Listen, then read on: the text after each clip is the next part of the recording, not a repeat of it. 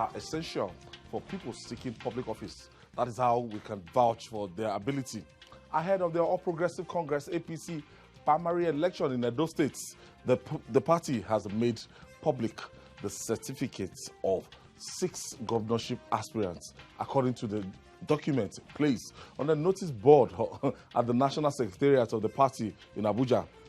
Governor Obaseki has 3 credits and 3 passes in his 1973 West Africa Examination Council WAEC certificates submitted for screening. Many political analysts see this as an apparent move to rattle the governor. Gentlemen, this happened we saw what happened in Bayelsa State, and the Supreme Court was very clear, and we discussed it on that program.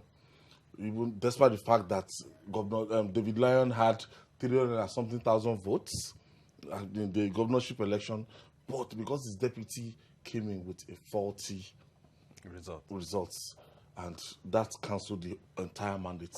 So unfortunate. So we blamed the APC at that time. We blamed the APC, the screening committee, that they didn't do their due diligence and everything. So they've got into that part now. They are screening people that will be presented as, aspirants for the primary election to be held in 22nd of this month. Babajide, what do you think is happening?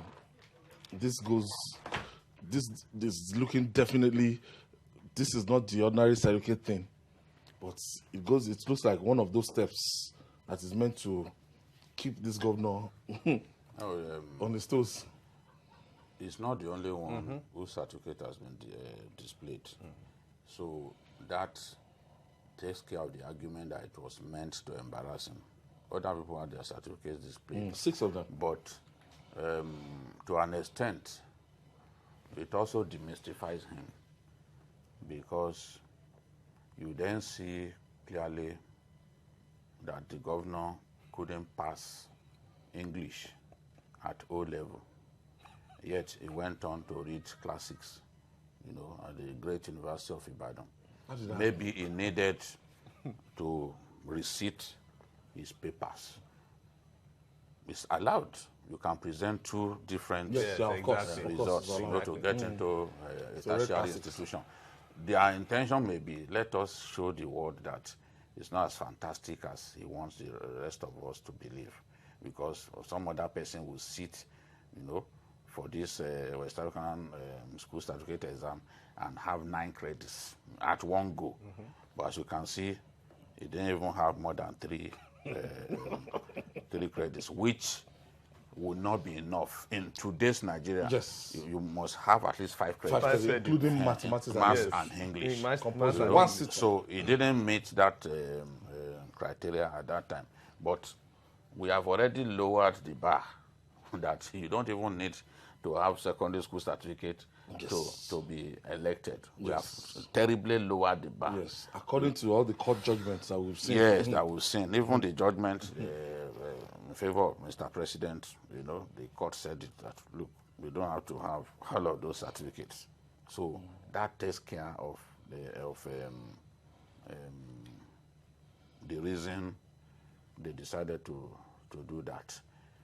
Another opportunity, another reason is probably for people to have a look, and if they have reservations, if they think that there are discrepancies, the statement signed by they can complain now. Because as I said, in Bayelsa back then, when the guy contested for Senate, they took him to court. The reason he was not disqualified at that time was because they ran out of time. On technical grounds. Yes, they ran out of time, so he got out of jail and he became a senator. That was what happened. Otherwise, APC would have been defeated. Even in that senatorial contest, he would have been disqualified. So, and then said, look, if these people had done their due diligence, it should not have been presented. Well, we are in a party where once somebody is very strong, he says, this is the person that I want, and nobody will challenge him. They have to begin to change that as a party to show that they are a party that is not dysfunctional. They have to begin to change that. When someone says he wants to aspire for elective position, you have to subject his credentials to scrutiny. I think they did that in Kogi because the former chief of naval staff, there were discrepancies in his age. I think somewhere was 1960, the other place maybe 1959. They dropped him. They disqualified him on account of that. So they have to continue to do that. Ascot, do you think this exercise and the way it's being pasted publicly and everything, do you think it is just to get the best candidate out, or is an extension of the field between Obaseki and his national chairman? No, if the party is true to itself, I believe they just want to, they say once beaten, twice shy. They've already been beaten in that Bayelsa, because that Bayelsa was just a clear win for APC, So if you look at it from that angle, you know that maybe they are trying to make sure that anybody they are putting on the field should not have any dent, in any way. Called on public now to help them. So yes, so now they are saying these are the aspirants, these are everybody. It's just like when somebody wants to get married in the registry, they'll put, they'll put your, yes. You better say it now, or forever remain silent. And they give you some minutes. And thankfully the party now that's is the saying, time when women are usually very afraid, because you don't know where. No, so what they've done is, they pasted in Abuja, they pasted in Benin City. So if you have any objection, you can now raise the objection and say, okay, fine. This person actually said, oh, the maths, he didn't go to this school and this and that. For the governor, he's already having issues, because there's a petitioner already saying that in 2016, they actually said his documents were missing, or they even declared affidavit. So APC will need to be very careful, because right now people are saying that they want to get him. So they shouldn't be seen as, trying to favor some other people against the incumbents. Okay. Because right now, everything seems to be working against the governor. And we don't want a situation whereby everybody will look at, oh, it is the national chairman, he does not want the governor, he does not, but from all indications, I want to believe APC is trying to make sure that their house is really clean. Anybody they are going to put out should not have any problem, especially certificate, either forged. That is why they are saying the minimum standard, the minimum should be school certs. So if I'm to contest Ayo, I will just take my school cert.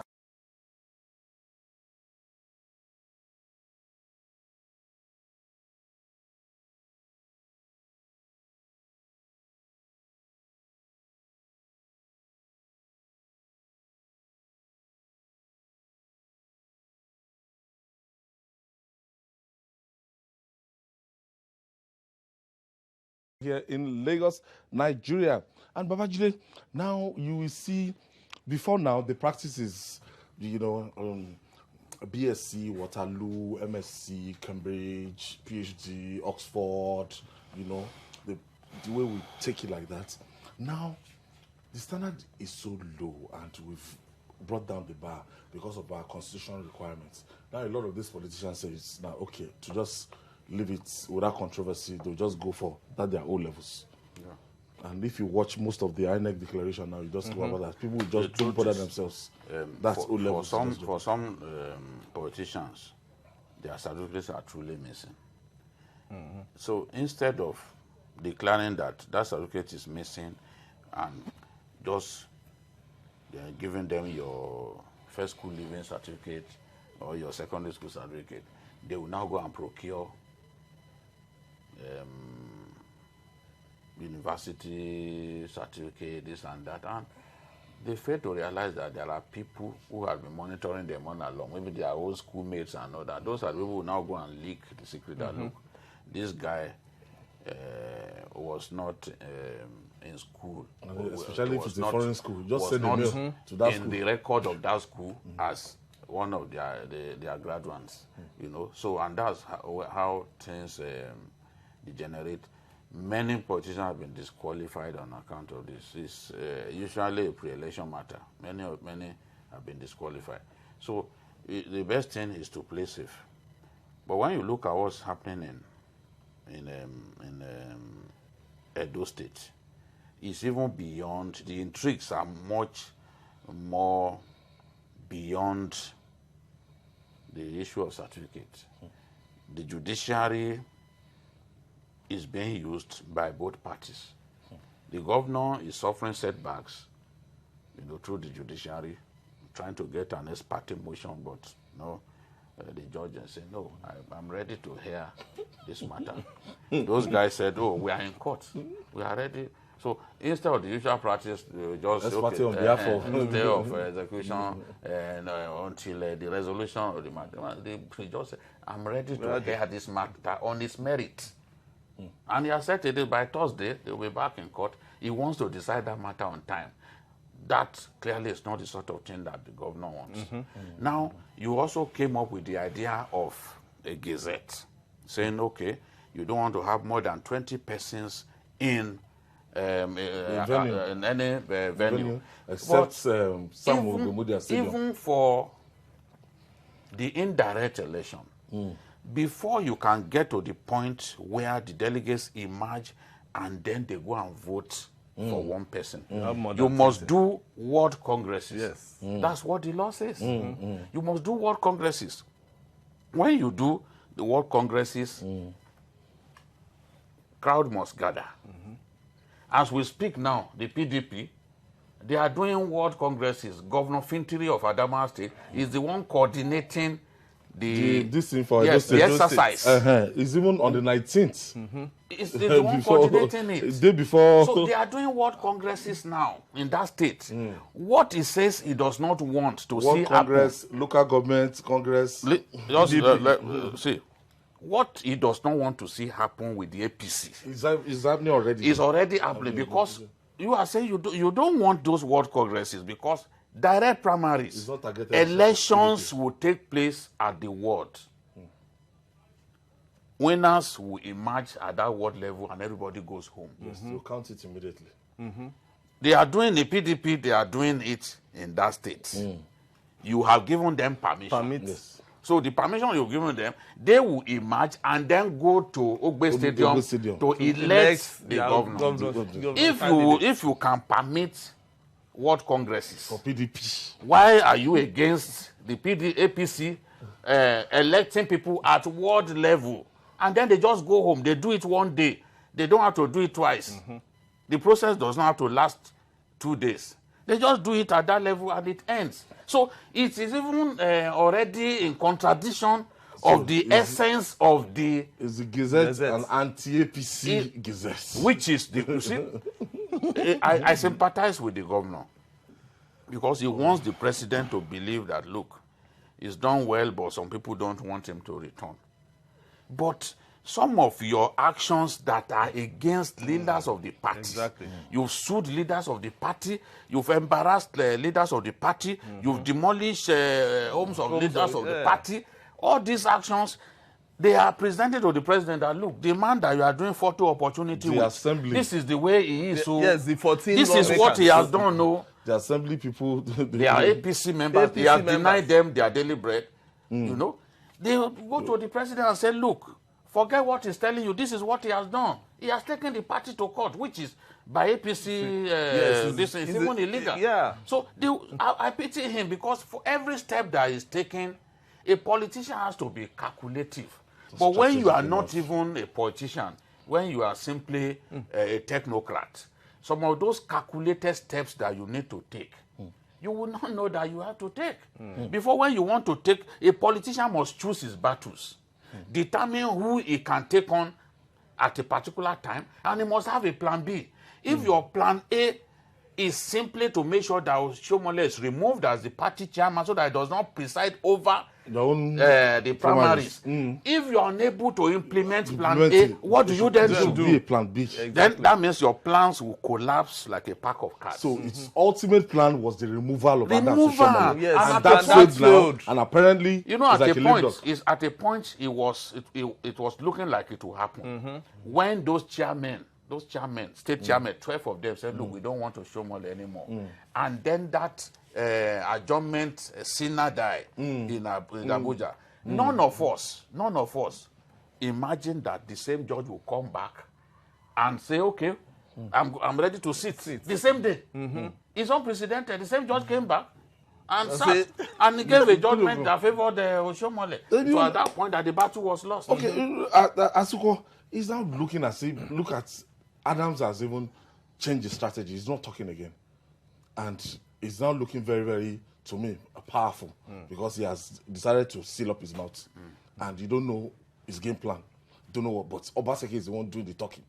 And we've seen what has been the outcome. You can see silence is golden. You understand? So, and he's using it. You know, there's nothing as bad as when you know that you are fighting with somebody and the person is quiet. Your methods are working. Yeah. And his work is just looking at this man. I know, normally he would have been talking and talking right center. You know, with enough interviews, press conferences, and live sweating. Yes, vibrating.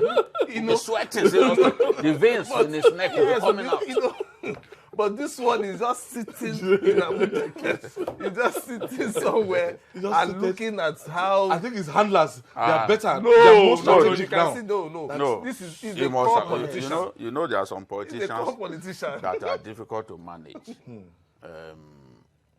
In this case, his eyes are on the ball. They will have told him that, Oga, seal up your mouth. This time around, no talk. If you want to talk, your boys are ready to talk this time. So, and you know, it's not a battle for him alone. It's just like he's the symbol of the battle. So if he loses, all of them, they lose face. So those guys will tell him, Oga, don't talk. There are people who are loyal to among governors who are silently waging the war and ensuring that, okay, they achieve their aim. So what does he want to talk for? In the past, he talked and talked himself into trouble. Exactly. In the past, he talked and demarketed the party. So this time around, he just... Seal up your mouth. Yes. I saw him when he held the governor of Ondo State. Akeredolu said, come with me. That's a man that they used to quarrel with. Come with me. Talk to the press. Akeredolu now did the talking. And he was looking. Akeredolu is a smarter politician. What he has done is what Obaseki should have done. Yeah. Because he too was at loggerheads with this same tendency within the APC. But he has retraced his steps. He came to see the big man in Lagos. He has made peace with Oshomole. And Oshomole too has realized that, okay, it's wise to take on one person than take on two persons. So that's what this person should have done. You don't fight. Instead of saying that this is not Lagos, this is not Lagos. At the time, the whole thing was... See, when you talk to people like Akeredolu today, they will say, look, we cannot fight with Siwaju now. We are friends. All of these people, Shomole and the rest of them, are used to handle their cases at the tribunal. And look back, you will, on behalf of Asiwaju, I used to handle their cases. Sometimes even pro bono. So we can always make peace. A politician should not see a conflict as something that is irreconcilable. You must give room for reconciliation. And that is what has been missing. And you are whether you like it or not, you are the underdog. You are the one who should stoop to conquer. Obaseki was not ready to stoop to conquer. He had the people he could use. He had the tools, but he was not ready. Believing that they would succeed in the plan to chase Oshomole away as national chairman. Once that plan did not work, that was the end of... Now, but Asuko, sometimes you see this kind of politics that we play in this part of the world, but I think I have a caller. Okay. Mazi Okurafo is calling us from Abia State. Thank you for joining us. It's gone. So, if at the end of the day now, do you see truce before this time and the June 22nd for the primaries between both men, Oshomole and Obaseki? That is 24 before the 22nd. Before this primaries, yes. That was before the 22nd. Yes. Well, it depends on how quick the leaders of the party would move in. And they don't move to because they've opened the doors for all of them to come and discuss and talk and settle this matter. But every day the governor goes out is always bringing out statement that it doesn't look as if he wants to reconcile, and which is a very adversarial. Judy, I did your final word on Very, this. it's too It's adversarial. too peaceful. I mean, the resolution of this No, in conflict. whose favor? In whose favor? The candidates have emerged. In whose favor? Now, truth at this time? No. It's costly. It's The- costly the because bo- the- everybody the boards have is flown. of course. The birds have flown. The birds have flown. Like they say, the train has left the station. And the horse has left the And the stable. stable. So you know. let's have our primaries.